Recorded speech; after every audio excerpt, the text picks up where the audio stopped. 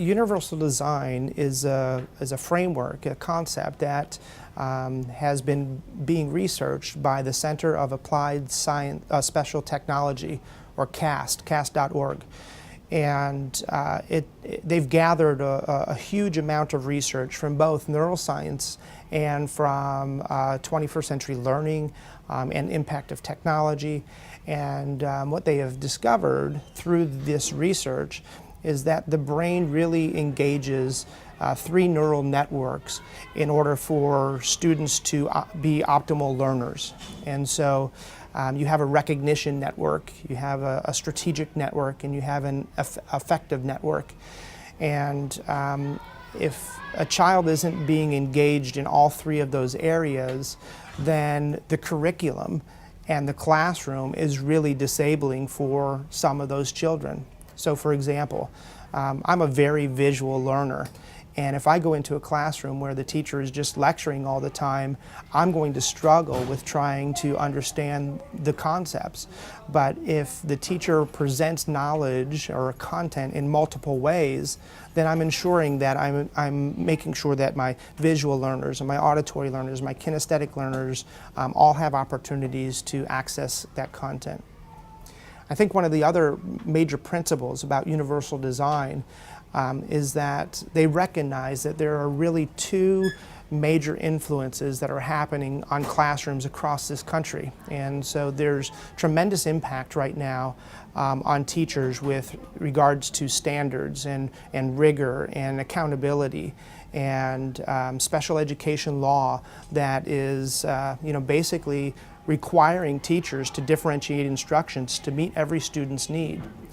And the other impact that we're feeling is that our student body is becoming increasingly diverse. And as I've mentioned before, Collier County has a huge population of diversity. So we have kids who go homes to second language homes. Almost 60% of our kids go to homes where English was not the first language.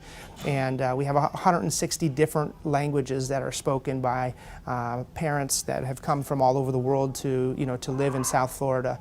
We have 6,000 students who have disabilities. And yet, what CAST says is that, we all recognize that teachers are at their max, but technology has a way of being able to change the capacity of teachers to be able to meet all kids' needs. And so this is where the LiveScribe pen has been really, in my mind, probably one of the best examples of universal design learning, because we don't do much. The pen is what's smart. The pen is what's powerful. It's the technology that allows us, with just changing a pen and changing paper, to click record, and suddenly we're creating digital content that allows us to engage kids in a way that we still don't yet understand. It's amazing as I go out into our classrooms across the district that this phenomena is happening with the use of the LiveScribe pen, and that is teachers record their instruction, and it's the teachers writing and it's the teachers speaking, and they put it up on the projector on the board, and almost magically kids are engaged in manners that they wouldn't engage with the human teacher. And it's the same voice, it's the same things that they would write, but because they've digitized it and put it up on the board, suddenly it becomes magic. And I hear it from teachers across the district that says, my kids are so much more engaged because I've digitized my content. But it's really them, it's really still them. And so there's a phenomena about 21st century learning and technology that's really kind of exciting.